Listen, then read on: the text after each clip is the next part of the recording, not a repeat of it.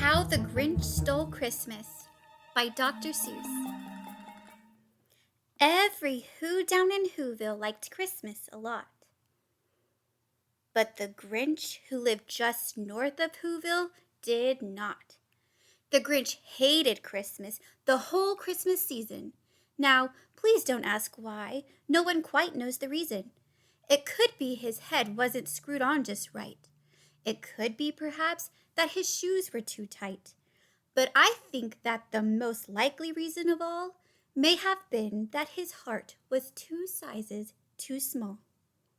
But whatever the reason, his heart or his shoes, he stood there on Christmas Eve hating the Whos, staring down from his cave with a sour, grinchy frown at the warm lighted windows below in their town. For he knew every Who down in Whoville beneath was busy now hanging a mistletoe wreath. And they're hanging their stockings, he snarled with a sneer. Tomorrow is Christmas, it's practically here. Then the Grinch growled with his Grinch fingers nervously drumming. I must find a way to stop Christmas from coming, for tomorrow he knew. All the Who girls and boys would wake bright and early, they'd rush for their toys. And then, oh, the noise, noise. That's one thing he hated, the noise. Then the Who's young and old would sit down to feast, and they'd feast, and they'd feast, and they'd feast. They would feast on Who pudding and rare Who roast beast, which was something the Grinch couldn't stand in the least. And then they'd do something he liked least of all. Every Who down in Whoville, the tall and the small, would stand close together with Christmas bells ringing. They'd stand hand in hand, and the Whos would start singing. They'd sing, and they'd sing, and they'd sing. And the more the Grinch thought of this Who Christmas sing, the more the Grinch thought, I must stop this whole thing. Why, for 53 years I've put up with it now. I must stop this Christmas from coming. But how? Then he got an idea, an awful idea. The Grinch got a wonderful, awful idea. I know just what to do, the Grinch laughed in his throat, and he made a quick Santa Claus hat and a coat. And he chuckled and clucked, what a great Grinchy trick. With this coat and this hat, I look just like Saint Nick. All I need is a reindeer, the Grinch looked around. But since reindeers are scarce, there was none to be found. Did that stop the old Grinch? No, the Grinch simply said, if I can't find a reindeer, I'll make one instead. So he called his dog Max.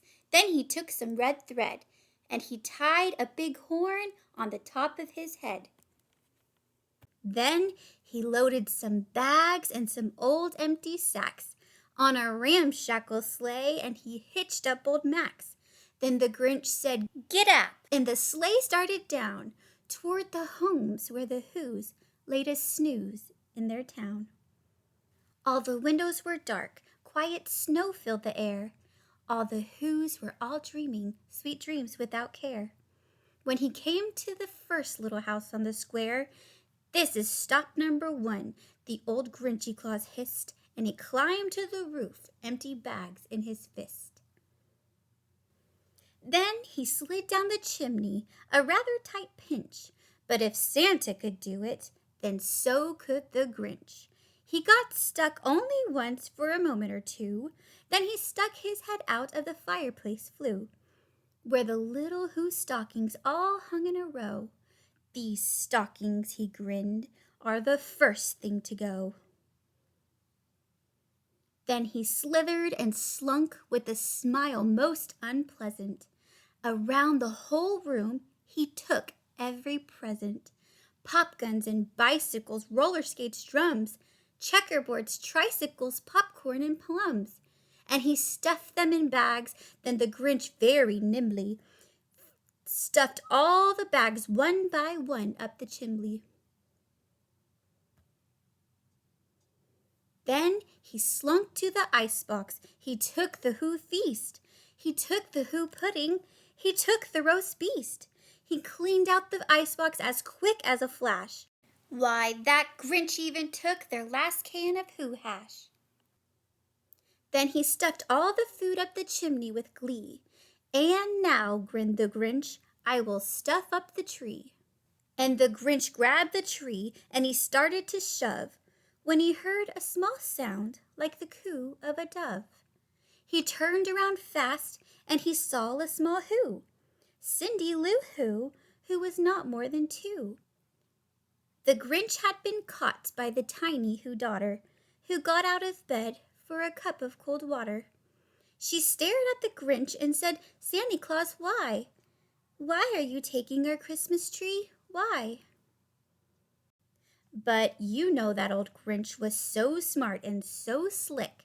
He thought up a lie and he thought it up quick. Why, my sweet little tot, the fake Santa Claus lied. There's a light on this tree that won't light on one side.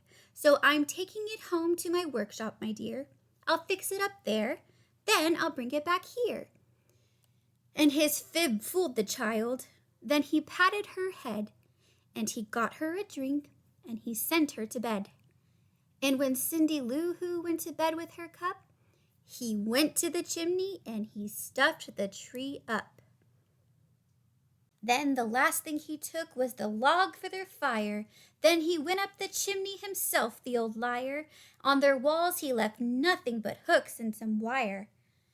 And the one speck of food that he left in the house was a crumb that was even too small for a mouse. Then he did the same thing to the other Who houses, leaving crumbs much too small for the other Who mouses. It was 1/4 dawn, all the Who's still in bed, all the Who's still a snooze, when he packed up his sled, packed it up with their presents and ribbons and wrappings, the tags and the tinsels, the trimmings, the trappings. 3,000 feet up the side of Mount Crumpet, he rode with his load to the tip-top to dump it. Pooh-pooh to the Who's, he was Grinchiously humming. They're finding out now that no Christmas is coming. They're just waking up. Oh, I know just what they'll do. Their mouths will hang open a minute or two. Then the Who's down in Who-ville will all cry boo-hoo. That's a noise, grinned the Grinch, that I simply must hear. So he paused, and the Grinch put a hand to his ear. And he did hear a sound rising over the snow. It started in low, then it started to grow. But the sound wasn't sad. Why, this sound sounded merry. It couldn't be so, but it was merry, very. He stared down at Who-ville. The Grinch popped his eyes. Then he shook when he saw what a shocking surprise. Every Who down in Who-ville, the tall and the small, was singing without any presents at all. He hadn't stopped Christmas from coming. It came. Somehow or another, it came just the same.